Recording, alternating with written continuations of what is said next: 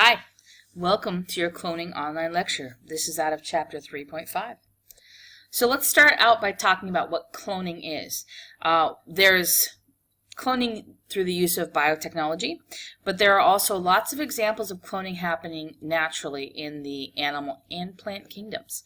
So to define it, we need to focus on cloning as being something that produces offspring cells. So it is a type of mitosis, but this type of mitosis is going to result in cells or organisms that are able to develop and survive on their own. So creating new skin cells, while that is a type of mitosis, those skin cells are not capable of all the life processes that the organism is capable of on their own. It's a specialized organ or specialized cell that can only do skin type activities, as opposed to a cloned organism, which is capable of doing all of the activities of the organism. Sometimes, eventually, it may need to develop as time goes on. So let's look at a couple of examples of natural examples of organisms that clone. Here we have binary fission. This is the splitting of one giant cell into two smaller cells. This looks a lot like mitosis. I know you guys have seen this before when we talked about bacteria. So this mitosal process results in a bacteria here that is capable of carrying out all the life processes of a bacteria. Not a lot of advanced thinking, but very effective at what it does. And a different bacterial individual over here capable of performing the same life functions. These are genetically identical. We know that bacteria are also capable of a type of sexual reproduction called conjugation through the exchange of plasmids, but we're not going to focus on those right now. Those offspring would not be genetically identical to the parents because of that plasmid transfer. And in fact, the plasmid transfer does not result directly in offspring or new cells right away. All right, but let's not touch on that today. You can ask me more about that if you're curious in class. Let's focus on cloning. All right, so another example of an organism that is capable of cloning, this is a hydra. This is the parent hydra right here. It's a relative of the jellyfish or the sea anemone, and you can see that when you see the tentacles that come around the mouth right here that are going to catch food particles or small organisms using stinging cells and bring them into the mouth. This parent has eaten enough that it has now had enough energy to produce a small bud. And the bud starts out like a little baby bump right over here and gets bigger and bigger as the parent takes on more and more nutrition until there will come a point where this little bud, this cute little baby hydra bud, is large enough that it's able to survive on its own and will actually detach from the parent right here at the base of the bud, and it will float away off into the water to establish its own unique independent entity. Sort of like teenagers going off to college. You know, it's the same thing. All right, another example of natural cloning would be the potato. I don't know if you guys have ever done this experiment where you chop a potato as long as you have an eye from that potato in each section and you put it in the right environments, you're going to end up with this root sprouting, which can ultimately produce another potato, which would be genetically identical to this entire potato. Depending upon how many eyes there are and the size of the potato, you might be able to get 3, 4, 5, 6 potatoes out of this original parent potato, all genetically identical, assuming no potato slices have been exposed to mutagens along the way. Here's another example of a plant being involved in cloning, and that is through these rhizomes. These are a root-like structure that don't do the root functions. The function of a root is to draw water up from the soil to bring up the leaves of the plants to participate in photosynthesis and to provide stability so that this plant is able to stay upright and tall depending upon the height of the plant, kind of a counterbalance to the weight of the top of the plant that might otherwise pull it over. And I'm sure that you guys have all seen pictures of trees that have toppled down. The top weight was too heavy for the supporting root structure. This is a rhizome. And what this does is it actually sends out these shoots laterally and then grows a new plant once it gets far enough away from the parent plant. Far enough away depends on the species, but it would end up producing new shoots that look just genetically identical to the parent shoots. So it'll send it a little distance away, maybe so that it can send roots down and get water from a different source than the parent, or get access to sunlight that the parent plant is no longer able to access because there's too much competition within leaves of this parent plant, or other plants around it have sprouted up. So this is another way for a plant to clone itself and send out individual organisms that are genetically identical. This plant organism here, when it gets old enough, is potentially going to produce seeds or pollen, depending upon what type of a species it is, to be able to produce to reproduce sexually instead of asexually. Not all plants are able to produce these rhizomes. They're very specific, just like not all plants are able to do this sprouting thing that the potatoes do. All right, let's look at another type of natural cloning that happens in, generally speaking, more complex organisms, more multicellular animals. Parthenogenesis. This is a Latin term which basically means that the female is capable of reproducing itself through ovulation, or through the development of an egg. Not just the ovulation, but the development of that egg. Here's an example of an aphid. The aphid has cloned itself by the eggs developing without being fertilized by sperm. As you might already have wondered, this type of reproduction, this type of asexual reproduction, is only capable of producing female offspring. So let's walk through this. Of course, to have male offspring, you have to have a Y chromosome present. This is consistent throughout almost all of the animal species. I want to say all, but there might be some exceptions I'm unfamiliar with. So to have a male of the species, you have to have a Y.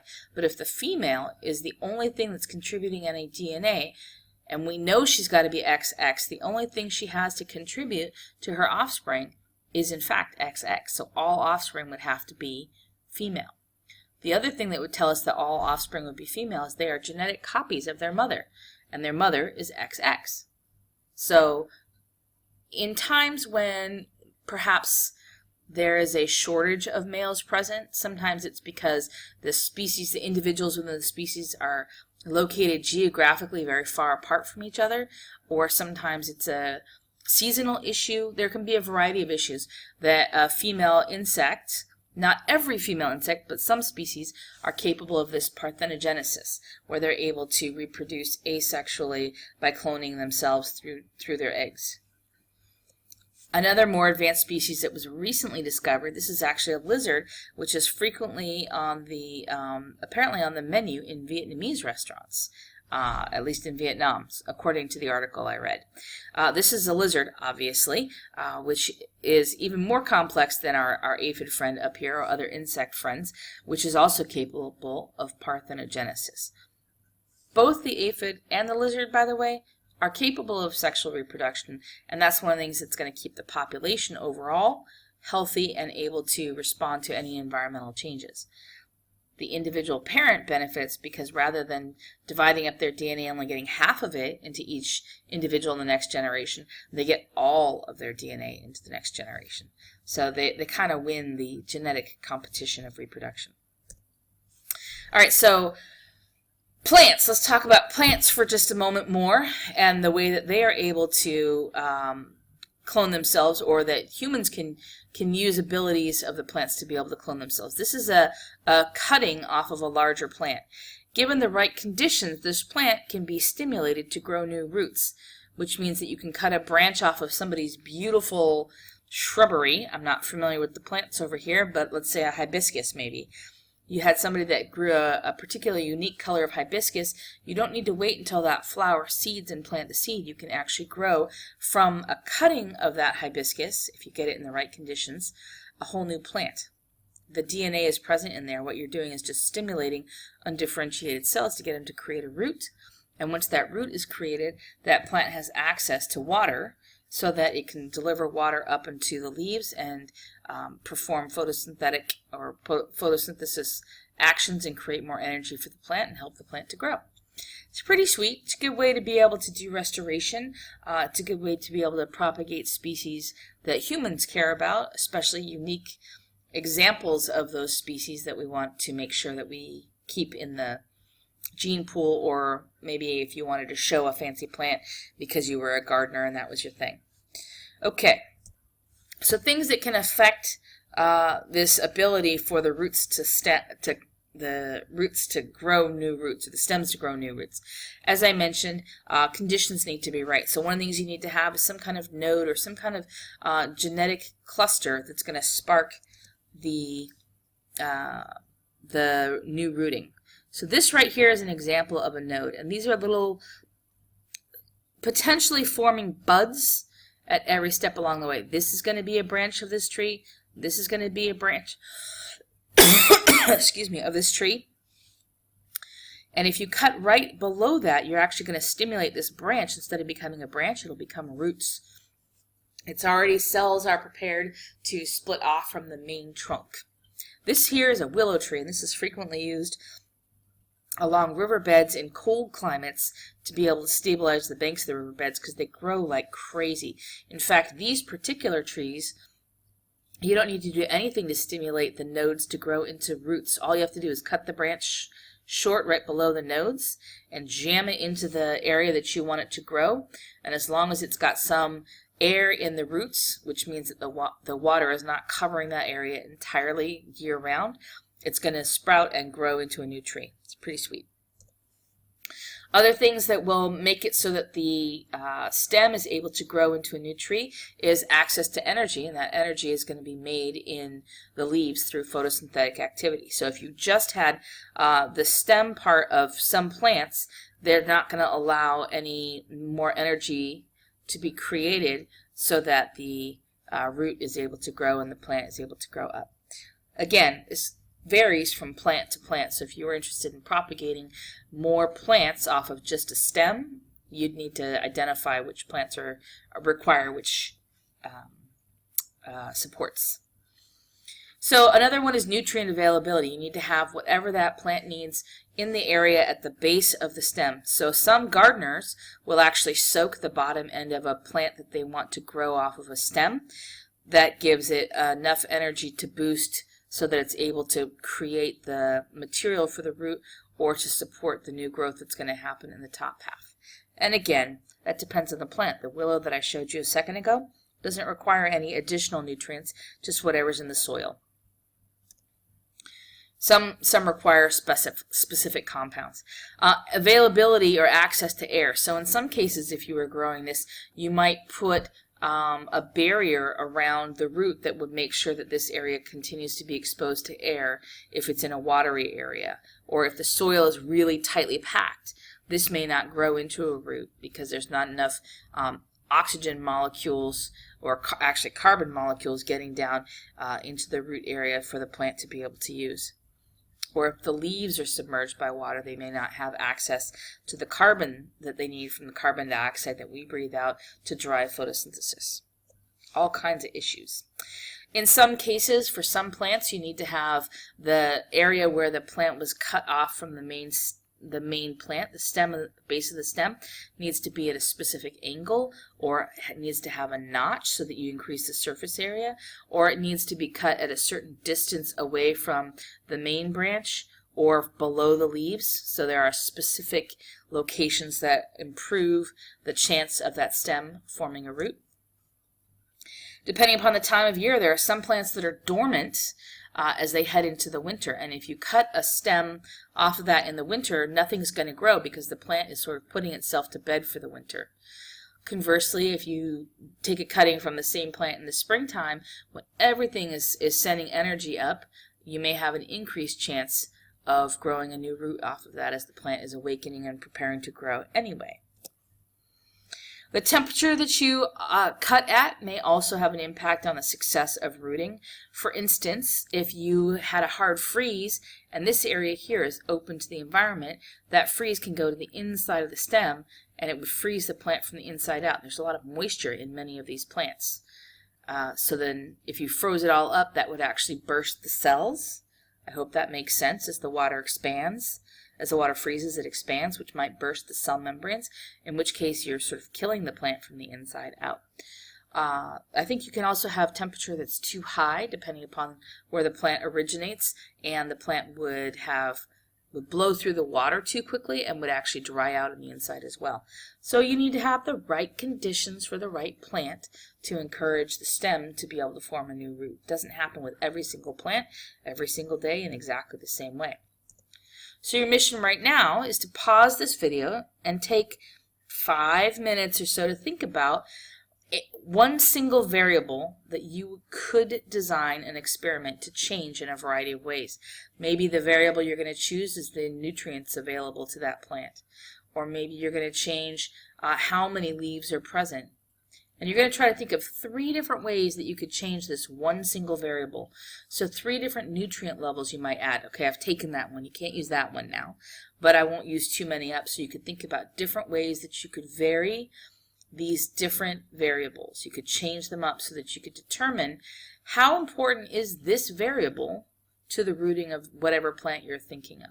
Now, I don't expect you to pick a specific plant, so you can think in general terms, and I'm not going to ask you to put a methodology together or anything like that. Just write a paragraph or so that says, these are 3 things I could think to vary or change of this particular variable, and I think that, and this is how I would look to see if there's a difference between the different variables that I might use. We're going to start talking about IAs soon, so it's a good chance to practice and see how can you easily change an experiment. All right, moving on. So cloning animal embryos, this is sort of an early version of cloning that was initially used and is not terribly relied upon right now. And the biggest reason for this is this happens post natural fertilization. So you have an egg and a sperm come together. The assumption is here that you have not done a DNA sequence on the egg or the sperm because you might end up, well, you can't. You'll end up destroying the egg or the sperm because you've only got one nucleus in here. So as soon as you extract the DNA and sequence it, you no longer know what you have in this sperm or this egg. So here we're looking at an egg and sperm that have come together, and we have the first level of cell division happen where one cell has split into 2.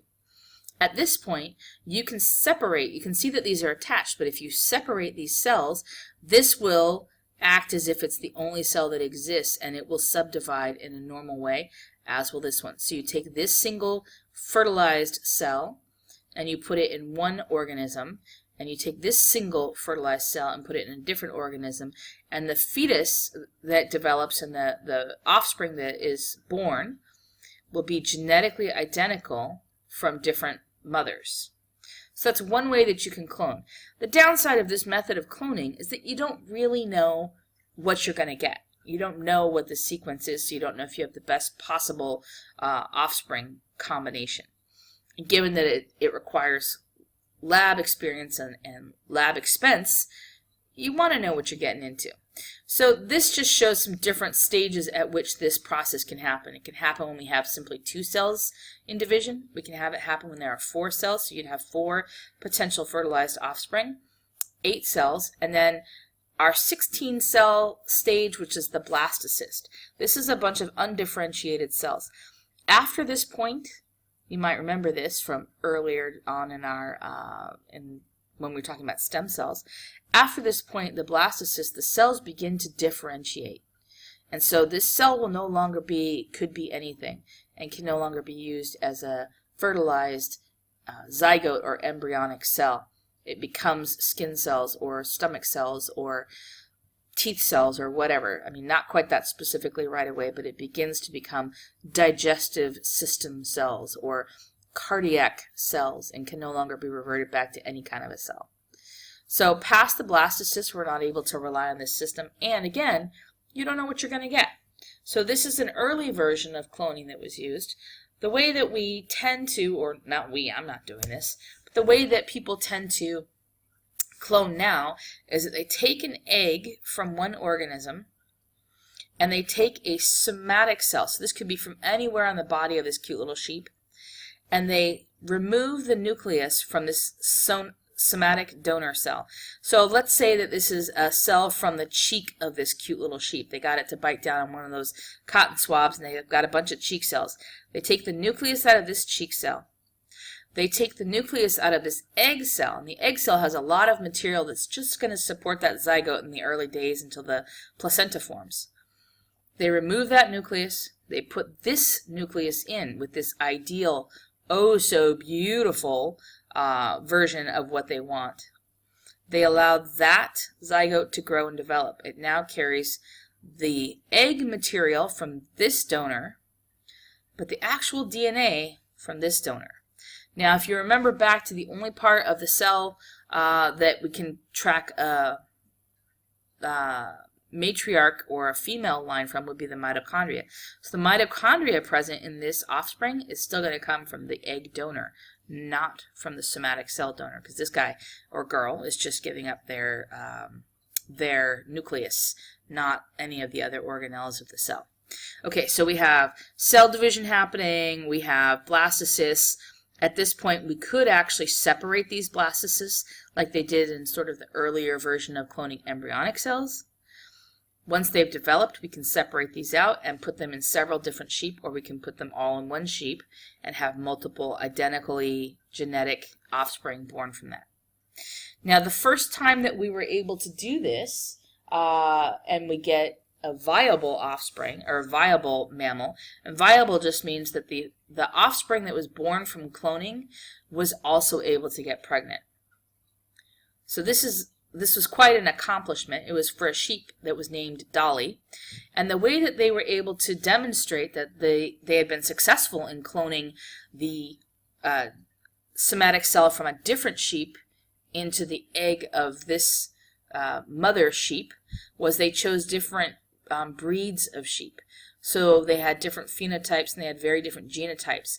We have a black-faced sheep egg donor that then incubated the fetus and birthed the fetus that came out looking like this sheep over here, which clearly is not a black-faced sheep mama.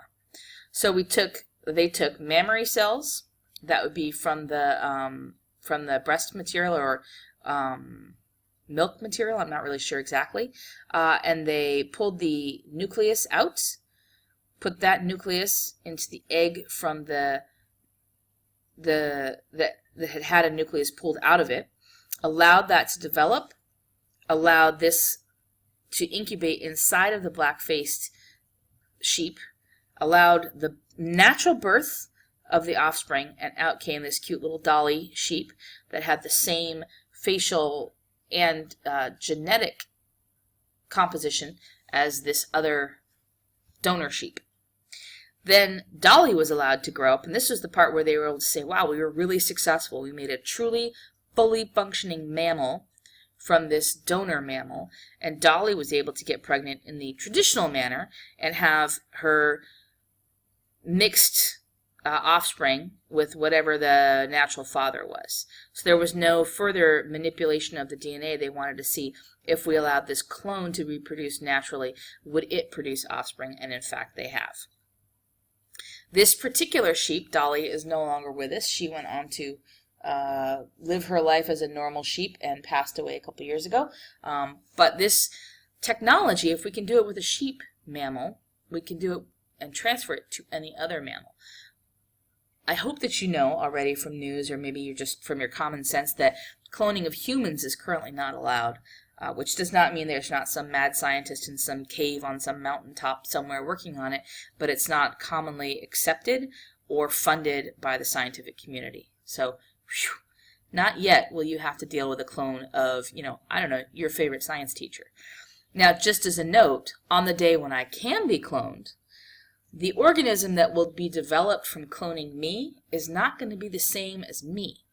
And the reason for this, we've talked about this with genetics a lot, is that I am only partly made up of the DNA strands in my cells. There's another part of me that has formed my personality or my wackadoodle sense of humor from the environment that I grew up in, the environment I lived in.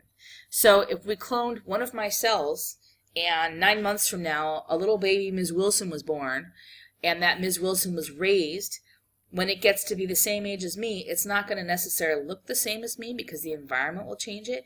It may not have pursued science, although I'd like to think, given a choice, that it would do that. She would do that. Have to be a girl, right, if it's a clone of me.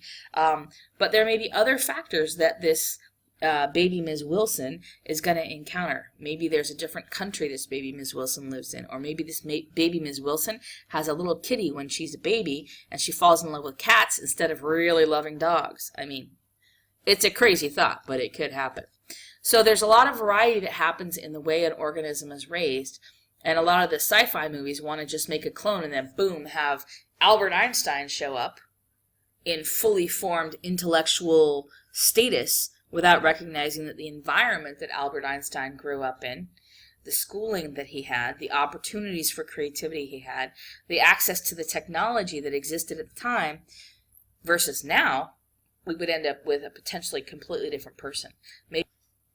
So tell me, if it was your job to replace somebody that had died that was important to our society or our potential problem solving in the world, what would you need to do to raise that clone? We had some DNA material from that original important person.